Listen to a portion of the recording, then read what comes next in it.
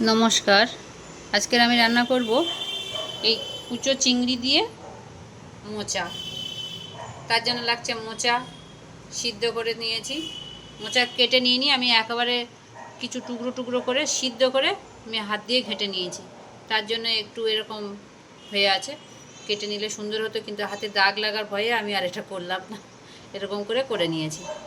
আলু টুকরো করে কেটে নিয়েছি। একটু নেব ছোলার ডাল ভেজানো, রসুন বাটা, আদা বাটা, পেঁয়াজ, টমেটো, কাঁচা লঙ্কা। মোচার তরকারিটা করার জন্য আমি প্রথমে জ্বালিয়ে নিলাম গ্যাস।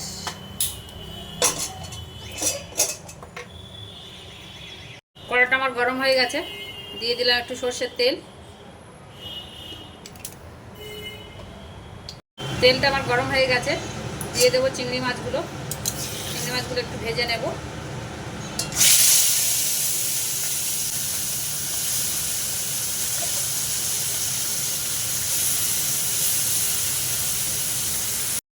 চিংড়ি মাছগুলো ভালো করে ভেজে তুলে নেব।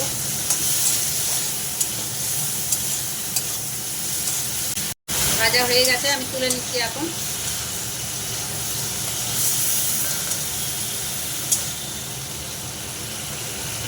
ওই কড়াতেই দিয়ে দেবো আর একটু তেল। ওই তেল যা ছিল চিংড়ি মাছ ভেজে তার উপরে দিয়ে দিলাম একটু শুকনো লঙ্কা আর জিরে ফোড়ন, আর দেবো একটু গোটা গরম মশলা।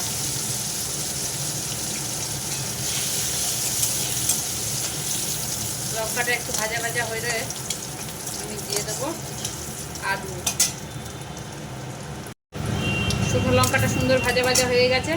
এবার আমি দিয়ে দেবো হাফ সিদ্ধ করা আলুগুলো। এগুলো ভেজে ভালো করে তুলে নেব।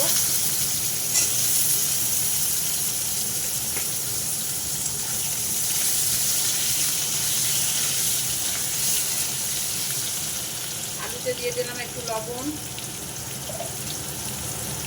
একটু হলুদের গুঁড়ো। এটা হবে আলুগুলো। আমি একটু আলুটা ঢেকে দেব। আলুটা সুন্দর ভাজা ভাজা হয়ে এসছে। এবার আমি দিয়ে দেবো সেই ছোলার ডাল ভেজানোটা।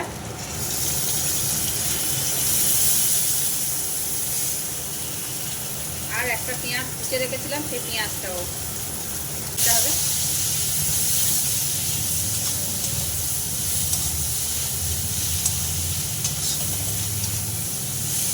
এটা চাল দিয়েও করে অনেকে, তো আমি ছোলার ডালটা অন্য কাজে ভিজিয়েছিলাম, পুরোটা কাজে লাগেনি, সেই জন্য আমি এই ডালটা এর মধ্যে দিয়ে দিলাম। ডাল না দিয়ে অনেকে নিরামিষও করে, একদিন নিরামিষও করবো। আজকের আমি একটু চিংড়ি মাছ দিয়ে করছি।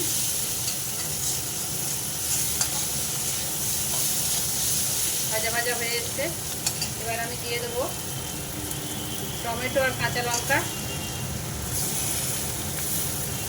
একটু আদা বাটা আর একটু রসুন বাটা।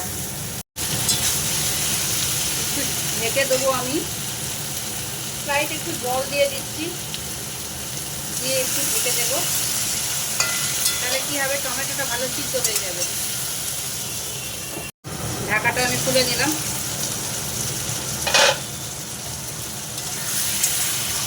মশলাটা সুন্দর কষা কষা হয়ে গেছে। টমেটো সব ঘেটে গেছে। এবার আমি দিয়ে দেবো যে একটা বাটিতে আমি তুলে রেখেছিলাম জিরে, আদা, এই জিরে, ধনের গুঁড়ো আর শুকনো লঙ্কার একটু ওই কাশ্মীরি মির্চ, সেটা দিয়ে দিলাম। ওটা দিয়ে আবার একটুখানি কষে নেব। আমার এগুলো কষানো হয়ে গেছে আলু দিয়ে, মশলা, টমেটো দিয়ে। এইবার আমি দিয়ে দেবো সিদ্ধ করে চটকে রাখা মোচাটা। এই যে কাটলে সুন্দর হতো, কিন্তু আমি হাতে দাগ লাগার ভয়ে এই কাজটা করলাম। একটু হয়ে আছে, গোটা গোটা হয়ে আছে। ওটা কষতে কষতে ঠিক হয়ে যাবে আমার মনে হয়। এটা আমি আগে জানতাম না, তা আমাকে একজন শিখিয়েছিল, ঝুমা বলে। সে যে কোথায় হারিয়ে গেছে, বিয়ে খাওয়া হয়ে আর তার খুঁজে পাই না। বলেছিল কাকিমা এরকম করে করে দেখো, তোমার হাতে দাগ লাগবে না। সেই থেকে আমি করি এইভাবে। আবার একটু বেটে নিলেও হতো বা কিছু একটা করলেও হতো, তো আমি হাত দিয়ে ভালো করে মেখে নিয়েছি, এই হয়ে যাবে আমার মনে হয়। কষানোটা আমার ভালোই হয়েছে, তো হাত দিয়ে কাটিনি তো কী হয়েছে, বেশ ভালোই হয়েছে। এই যে একেবারে যে সুন্দর হয়নি তা নয়, ওটা একটু অন্যরকম দেখতে লাগতো, এটা একটু অন্যরকম দেখতে লাগতো। এবার আমি দিয়ে দেবো অল্প করে জল।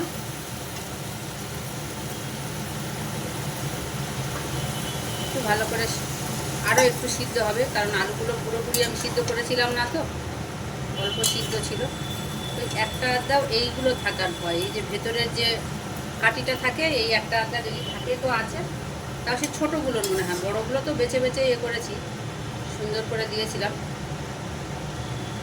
আর আজকের আমি লঙ্কা বাটিনি, কাঁচা লঙ্কা এরকম গোটা গোটা চিড়ে দিয়েছি, 4টে এরকম দিয়েছি আজকে আর লঙ্কা বাটলাম না, কারণ সব মশলাগুলো বাটাই ছিল, আদা টাদাগুলো, লঙ্কাটাই শুধু শেষ হয়ে গেছিলো, আর ওই জন্য আর বাড়লাম না। আর একটু জল দেবো, দিয়ে ঢেকে দেবো, একটু ফুটে উঠলে আমি চিংড়ি মাছটা দেবো।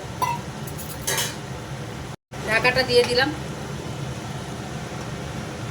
ঢাকা খুলে দেখবো ফুটে গেছে তরকারিটা সুন্দর। আমি একটু চিংড়ি মাছ দিয়ে দেবো, রস টেনে নিয়েছে অনেকটাই, চিংড়ি মাছ আমি দিয়ে দেবো।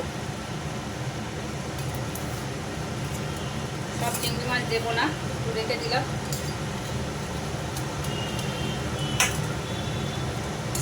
অল্প চিংড়ি মাছ দিলাম আর অল্প রেখে দিলাম, আর একটু দেবো ভাবছি, আবার একটু ঢেকে দেবো। চিংড়ি মাছগুলো ভালো করে ভেতরে ঢুকিয়ে দিলাম, যাতে সুন্দর করে ওর মধ্যে তরকারির জল টলগুলো ঢুকতে পারে, দিয়ে আবার ঢেকে দিলাম। আবার একটু ঢাকা খুলে দেখবো,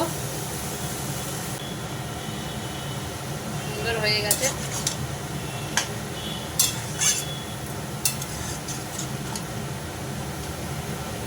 অনেকে তো ঘি দেয়, আমি ঘি দেবো না, জাস্ট গরম মশলা দিয়ে নামিয়ে দেবো। তো তার আগে একটু ভালো করে ঘাঁটাঘাঁটি করে নিই, 2-4টে আলু সিদ্ধ হয়েছে কিনা দেখি। আলু গলে গেছে একদম।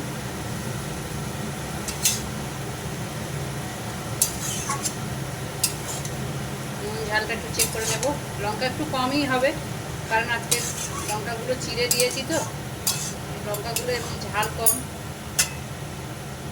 বেটে দিলে একটু হয়তো যদি বা হতো, একটু ঝাল কম হবে। যাই হোক, আমি ঝালটা দেখে নিই, দেখে নিয়ে নামিয়ে দেব। হয়ে গেছে আমার সেই স্পেশাল গরম মশলা গুঁড়ো ছড়িয়ে দিয়ে আমি নামিয়ে নেব।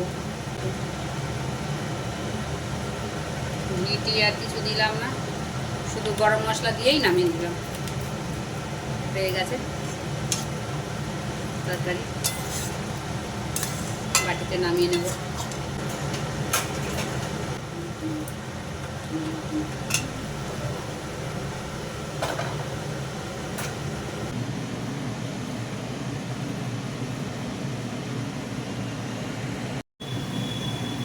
তরকারিটা আমি নামিয়ে নিয়েছি, এই যে দিয়ে একটু উপরে কাঁচা লঙ্কা দিয়ে দিয়েছি। এইভাবে করে খেয়ে দেখো একদিন কেমন লাগে।